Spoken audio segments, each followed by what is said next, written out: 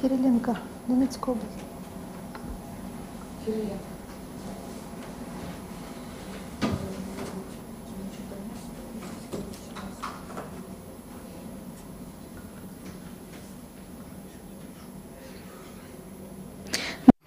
Good afternoon. I want to thank everybody who joined us. It's Olga Atamanova, and Ukraine Media Center Ukrinform continues its operation. It's year 9 of the war and day 261 of the heroic fight for our freedom. And now we will be talking about the situation in Donetsk region. Joining us online will be Pavlo Kyrylenko, the military governor of Donetsk region. Mr. Pavlo, good afternoon. Good afternoon. Today we all the Ukrainians are in such an uplifted mood because we're all waiting for the liberation of our Kherson region, but we don't forget the price we're paying for this liberation, and specifically in the Donetsk region we understand that our military deterred the advance of the occupier. What's the situation in the Donetsk region? How the last day passed? The situation was tense within last day. The hottest points are in Bakhmut, Avdiivka and Novopavlivka direction. In Bakhmut area, the enemy does not quit its effort to break through the defense of the Ukrainian armed forces, either to enter the city or bypass it to develop the offensive operations. The enemy throws a lot of forces to those areas, dividing them, even suffering some fiascos in other areas. The enemy tries at least somewhere to gain some success. That's why they bear humongous losses, but doesn't quit their effort, and without having any success and withdrawing to the previous positions, the enemy in fact destroys the villages and towns along the front lines. So Marinka, Krasnogorivka, Vuhledarsk, Avdiivka, Terez, Soledar, Bakhmut. In part, the community of Sivers all suffer constant bombardment and devastation of infrastructure. If we take Bakhmut, for example, we can state that 96% of the infrastructure is completely destroyed, and the enemy destroys everything, like completely, no matter if it's the military object. The enemy shells all the towns and villages along the front line, including enemy infrastructure and defense structures as well. Mr. Pavlo, we've seen the videos shot by our armed forces. They show the level of destruction in Bakhmut. Everything is being destroyed, and we know that last day there were injured and there were deaths. Since the beginning of the full-scale invasion, can you tell us how many civilians became the victims of the occupiers? We document it on a daily basis. The casualties among the civilians. It's I would say it's difficult to remember the day when I did not report any casualties, any losses or injuries among the civilians. As of today, the injured as of today is 1,193 persons in Donetsk. It's the casualties, and 566 persons injured is without account of Volnovakha and Mariupol, because we understand that after liberation of the mentioned cities, this figure will increase dramatically. It will be measured in tens of thousands, but these figures should be double-checked, reinvestigated, and every fact of the Russian war crimes should be properly documented in compliance with the criminal law. As to the last day, I can say that within the last day, the shells killed 2 people in Donetsk region and injured 5 civilians.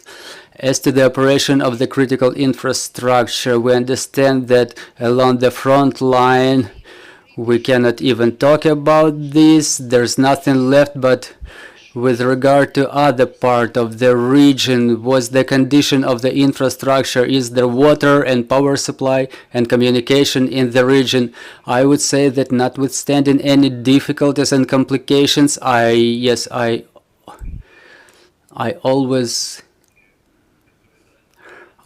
answer these questions in accordance with today's realities. The situation is complicated, but we keep doing everything possible. The results of our cooperation, of our teamwork, is relaunch of gas supply and water supply in the region to 15 communities, and there is a systematic reestablishment of the heat supply, and we relaunch heat supply in the apartment buildings throughout 15 communities. So 15 communities will be supplied with gas, with the central heating.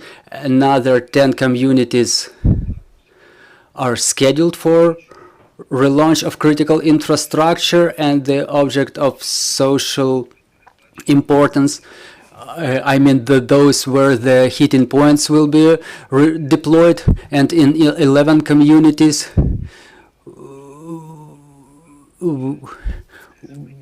in Solidivska community, for example, the gas supply is impossible, so we will have to conserve the boiler rooms to keep all the equipment under control and to maintain it in operation after the relaunch of gas supply. And by such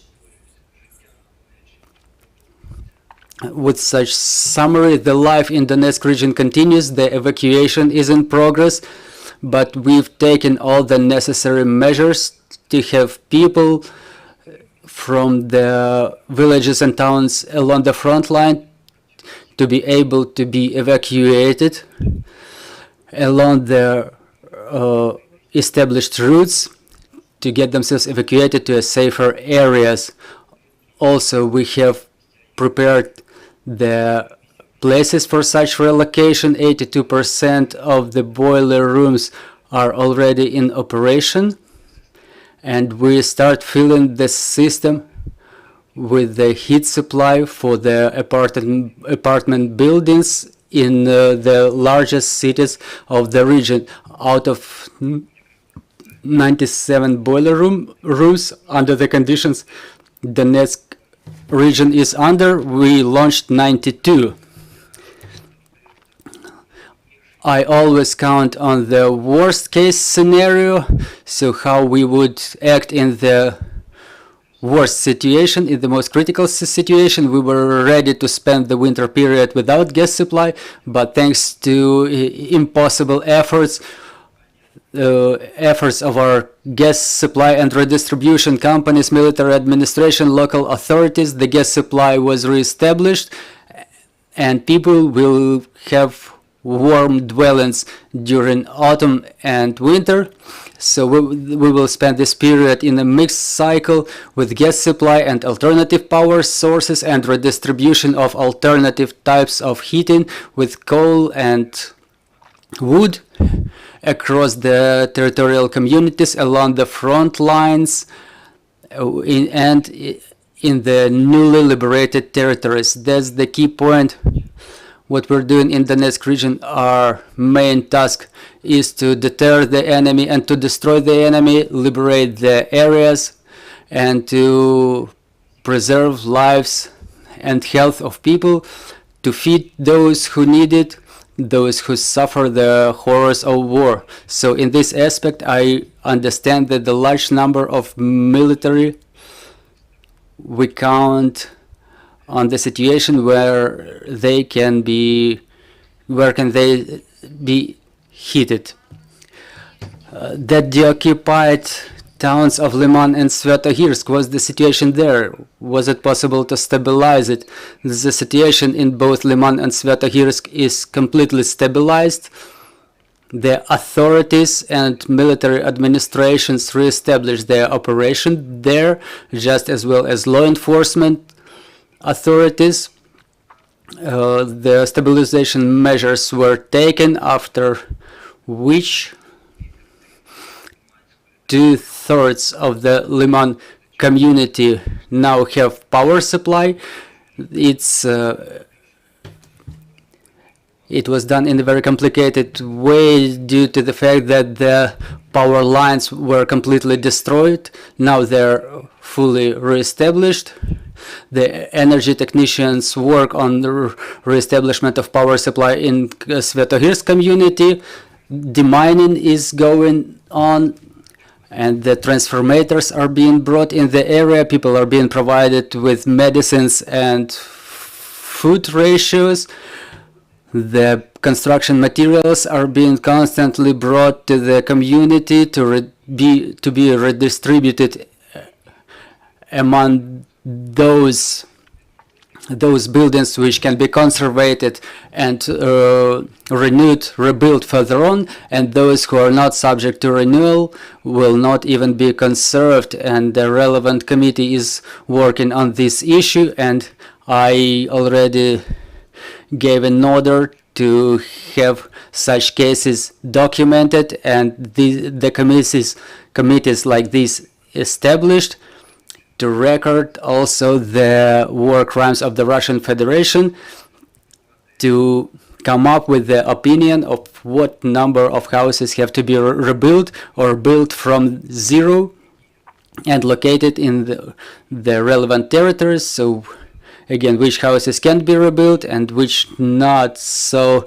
answering your question and finalizing, I can tell you that the authority was re-established in the territory. The food is in necessary amounts in the communities, and where the applications were submitted, the subventions are being redistributed as to the distribution of the wood and coal and ovens in the newly occupied territories, first of all along the front line, and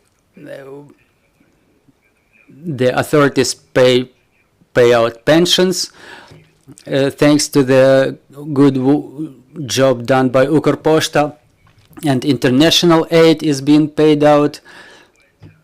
And in the same way, other stabilization measures are in progress. People get hot foods. International humanitarian organizations deployed their centers in the newly occupied areas I mentioned. In the same way, the regional authorities already defined and are preparing the mass heating stations for people, where the people can temporarily stay and get hot food. First of all, those who got deprived of their dwellings. Mr. Pavlo, what's known about this humanitarian situation in the temporarily occupied cities like Volnovakha and Mariupol and those nearby? I can tell you that the situation with the aid to the people, except for propaganda and fakes, the so-called authorities of DPR or occupational authorities of Russian Federation, they don't care about it at all. So people are left on their own. Let's not forget that at the moment of full occupation of Mariupol, when we applied the extraction procedure for our defenders, thanks to our president, there is a gradual procedure of liberation of our defenders.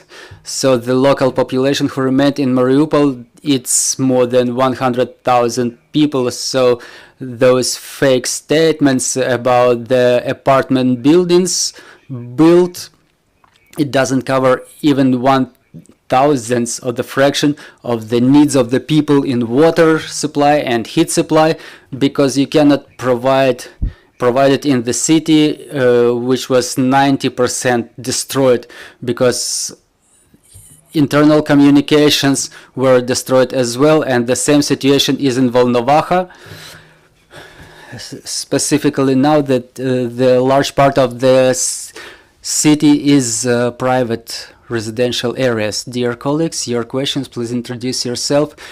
Good afternoon, Irina Mamchur, Ukrinform. I have a couple of questions. First of all, can you please tell me how many collaborationists, if you can come up with the figure, do you identify in communities of Liman and Svetohirsk? And how many of them were in the government offices before? And do the law enforcement agencies record these numbers? Let's start with your last questions. If the law enforcement agencies record these cases, obviously they do after the stabilization measures take place, which also includes the activities of the security service of Ukraine, specifically in part of identification of the collaborationists among the local population, those who remained in the community. There were multiple cases identified, and many people are already in custody. And if we take the number, it's the local population in their majority, but there is still pre-court investigation, and disclosure of this information may only be provided under the sanction of the court or the prosecutor. But the work is going on not only in the newly liberated territories, but across the Donetsk region in whole. It's just that in some regions these stabilization measures are taking place according to the battle orders of the security service of Ukraine and other law enforcement agencies. If we're talking about the representatives of the authorities, unfortunately in Svetohirsk, the electee in the Svetohirsk community, I will not comment on his economic crimes, but he is currently in custody.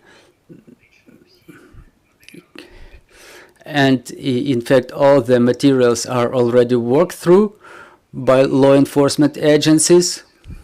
Back in the day by the military governance of Svetohirsk, but the decision was taken during the occupation,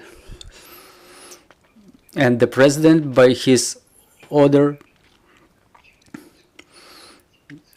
of appointed a representative of the military administration, and in Liman, the head of military administration, who acted,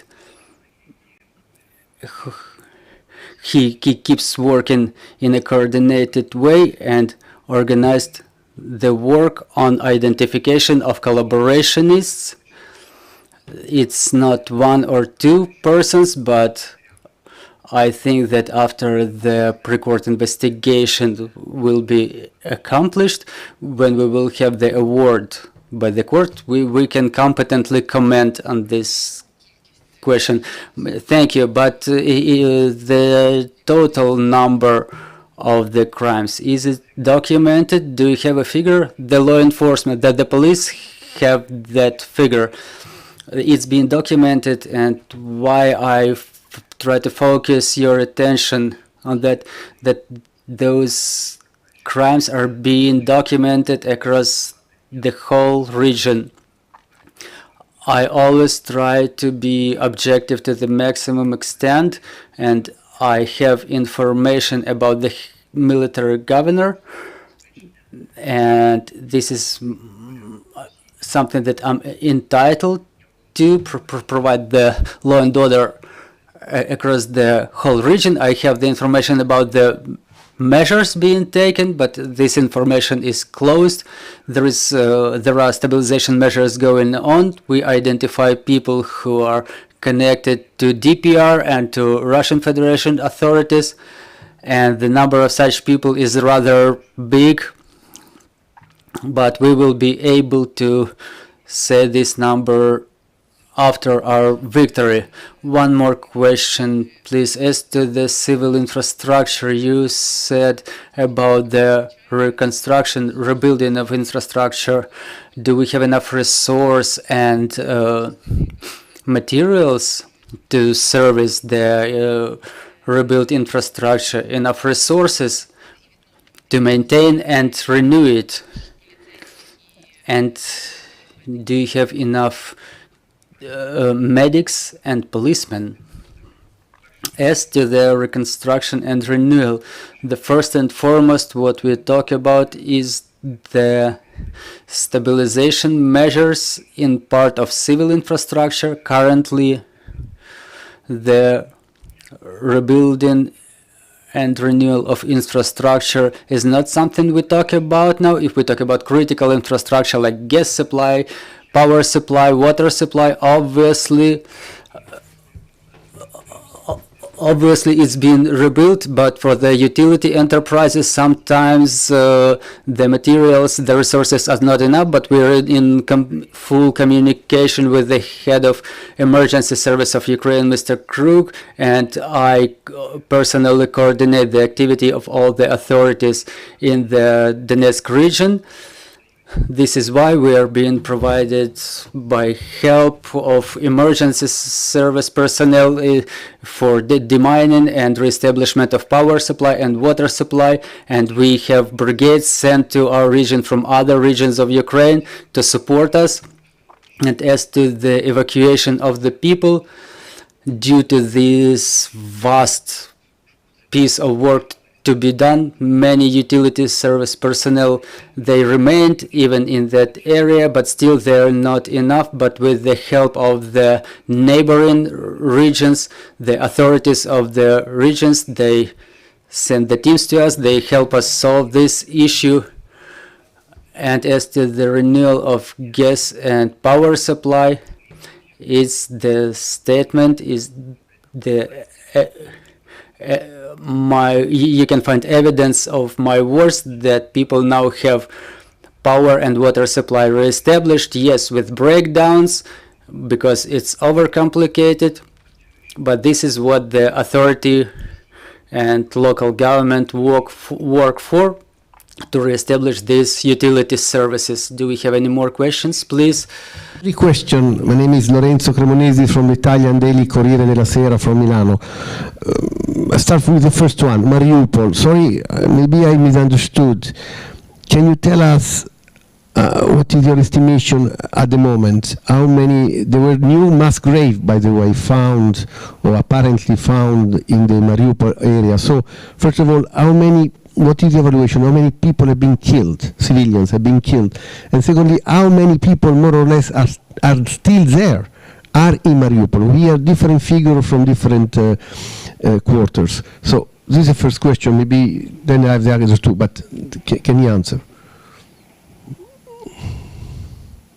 Якщо питання Talking about Mariupol, as to the number of people killed, I don't even want to give approximate figures because we have to operate with facts. What I see by the number of houses destroyed and by the number of people considered to be missing, it's tens of thousands of people who died. To confirm the figure, to draw up the final figure, we will be only able to do it after liberation of Mariupol. And to have understanding for about the number of people killed, we have to communicate with the relatives of those who died, so to understand that this or that person died for sure, and there is no chance to find this person among the imprisoned ones. So we will only be able to bring up this figure after the full deoccupation of Mariupol, after clearing the debris, because more than 90% of civil infrastructure of Mariupol is destroyed,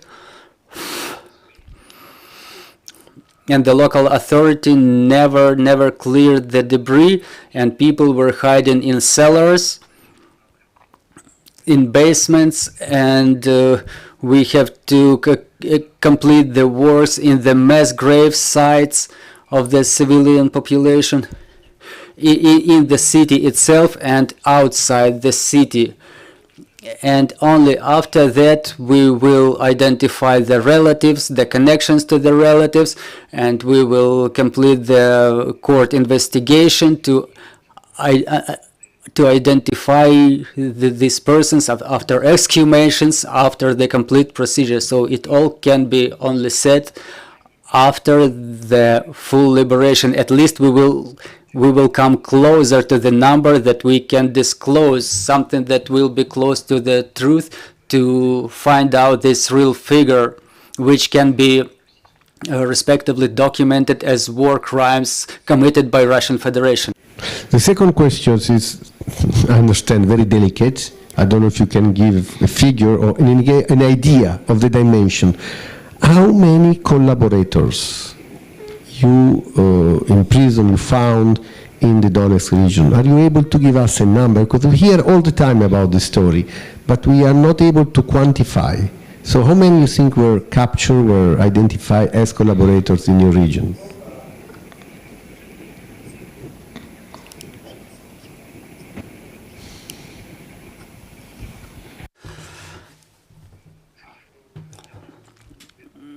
As I already answered in part, is the question mostly to the police. The identified collaboration is not only documentation of some suspicious person, but it's when the person is being put in custody, and there is a pre-court investigation, and there should be a court award, and is the secret of the investigation, and only the relevant authorities can comment on that. And in the country in general, there will be total figure, which can be only commented after the victory, because the collaborationists are being identified, and we clearly understand that they don't just cooperate and inflict damage to the sovereignty of our state, so, because they collaborate with the enemy. So there are certain issues that we cannot disclose now, and because it may have some negative consequences. This is why we cannot disclose this figure. I will tell you for sure that as soon as we have such opportunity, the law enforcement agencies will report the very concrete figure. Yeah, thank you. Sorry, the last question, very briefly.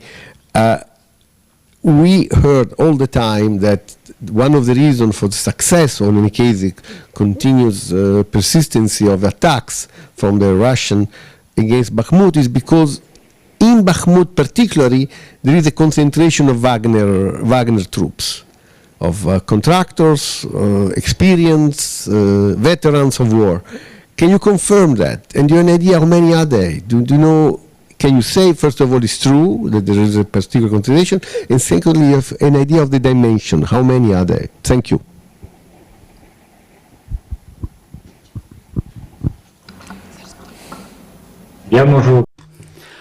I can comment that in the Bakhmut area, a significant part of the units who try to thanks to our armed forces, unsuccessfully tried to break through the defense of our armed forces and to capture the territories in the Donetsk region. There are troops from Wagner, but I cannot tell you anything about their professionalism or about their human lives, or no one counts on their coming back. I mean, the Russian authorities, they don't count on them coming back, and part of those Wagner troops are those who were taken from the prisons. It's the documented fact, and even among those who perished, so-called servicemen in the Wagner, they come from the prisons. I want to thank you, Mr. Pavlo, for joining our air. I will remind you, we have Pavlo Kyrylenko joining us, the military governor of Donetsk region. Dear colleagues, thank you for staying with us. Thank you for covering these very important topics, the events going on in our country. Our team is putting together the schedule of events for Monday. Please follow our announcements. We trust in our armed forces. We trust in our victory, and glory to Ukraine.